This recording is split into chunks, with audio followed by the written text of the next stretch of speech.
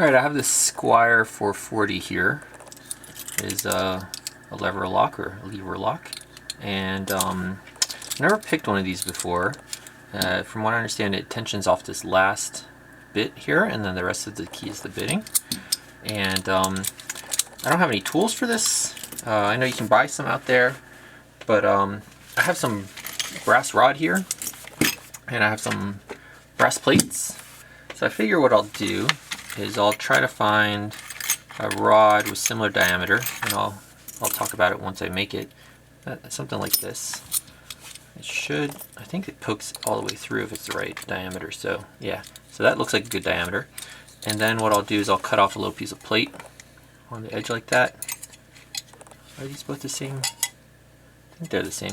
So attach it to the edge like that, and that will be, and then I'll cut a little square out, and then that'll be kind of like my key blank. I'll probably just cut a tiny, it's not going to be square, it's going to be like a little, just that end piece like that. So I'll end up with one that looks like this. And then for the handle, I'll attach them with some silver solder. So this one is high silver yield, so that it'll be strong. And to hold the rod, I have like a cheap tap and die set here. So I was thinking this is kind of big, but something like this to hold it. I have a smaller one, but this one I don't think will fit on there. So yeah, I have that big one and I have a bigger one.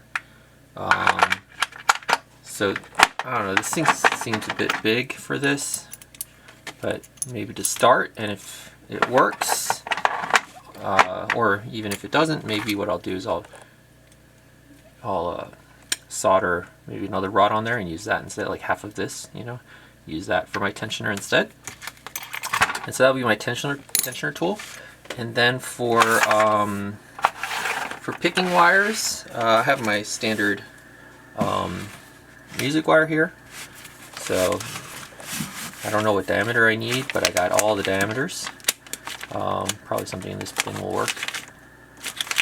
And so I'll figure out what diameter I need to pick it. I would think that the diameter I need is going to be the width, maybe a little bit less than the width of one of these key bittings, is what I think. And then as far as the length, probably as long as the longest bit here, either as long as the tensioner or the step down longest bit. I don't know. Probably as long as the tensioner. And what I'll do is I'll take this and I'll grind it in half and leave the end like the same thickness, so that it'll when it goes through, it can center itself on that hole there.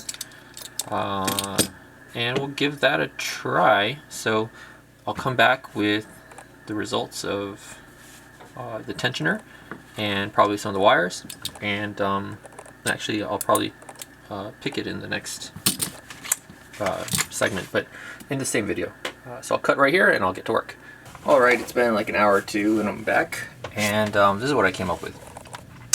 So I silver soldered a bar, it was bigger than this, a bar of that plate onto this rod, and then I use a Dremel to grind it down to size. I used the grind wheel to grind a slot in here to make room for a pick.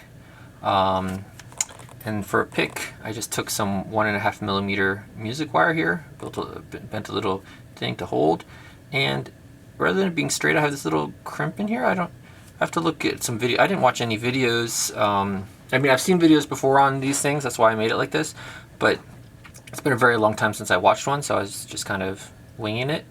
And so I cut a channel in here, but I noticed that like if it was straight, I don't know if I should grind this out further, but then it's really long.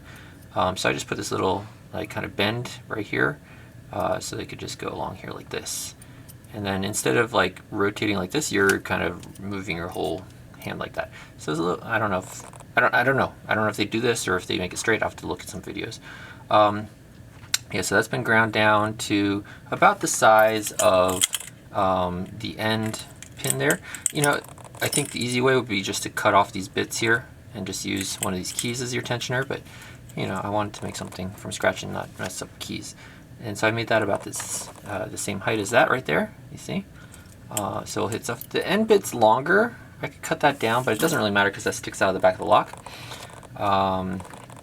And then I use this, and I was just kind of jiggling around in the lock for a few seconds, and it popped open. So here's the lock. Let's zoom out. And we will try this again on camera. I'll lock it back up. Close it. All right, so we're locked back up. You can just barely see the edge of the shackle there. Let me see if I can. I'll just put it over the. And how did I do this? So to put this in like that, and then I'll load this guy in underneath, like so. And this is not a good picking video on lever locks. There are people that know what they're doing. I have no idea what I'm doing. I'm just kind of jiggling around. I have to develop what I'm feeling for. I have no idea what I'm feeling for. Everything felt like it was just springy, and then eventually just popped open. So, all right. So what I'm using is this. I'm going to put some tension on the back. I have no idea if you do heavy or light, but I'm just going to put a ton of tension, and then I'm just going to feel around for other levers with this thing. So that first one there, I can feel it. It feels completely springy to me. Another one here. I think I heard a little click, but now it just feels completely springy. And then, oh, that might be is that actually binding? Or I'm just hitting something I shouldn't hit? Alright, so I just kind of go through, and I bet now that it's on camera, it's not going to pop open, even though off camera it, oh, can I get some? This handle's not the best. It slides around the circumference of the rod for the tensioner. Oh, but look, it opened. I have no idea what I was doing. So now the tricky part is all this stuff is jammed in here, and so I just kind of wiggle it as I make my way around, and then I can take this out. I can take this out, and we're open. So yeah, it's not much of a tutorial on how to use this thing because I have no idea what was going on myself. I just kind of jiggled on some of the levers. I don't know. I doubt there's any like false gates or anything special in here. This is a real cheap like entry. I think it's a good one for if you're learning how to do it. I've never done it before, so that's why I picked this one.